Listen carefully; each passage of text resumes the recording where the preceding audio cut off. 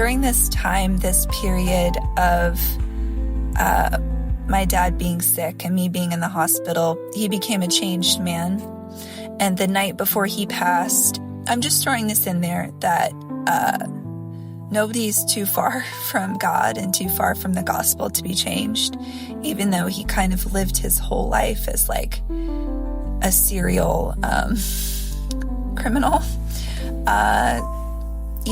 The night before he died, my mom was laying in bed, and he thought she was asleep, but she wasn't. And she said she had her back turned to him, and he cried out to God and told God that all he wanted to do was spend time with his family and be with his family. So a couple of things started showing when I was very young, like I'm talking 3 years old young. My mom used to tell me stories of this, where I had natural proclivities for deception and manipulation. I know I laugh about it now. Thank God for the gospel, right? Because I would have turned out to be a very, very, very different person without him. But she said ever since the second I talked at 3 years old, like I was just that way.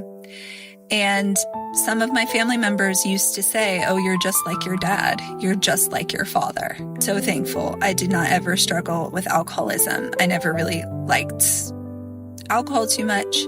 I did struggle with smoking cigarettes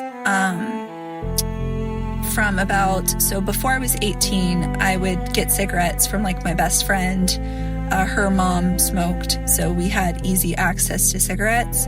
But when I hit 18, I could buy cigarettes. So I started smoking, and I smoked from about 18 to about 21.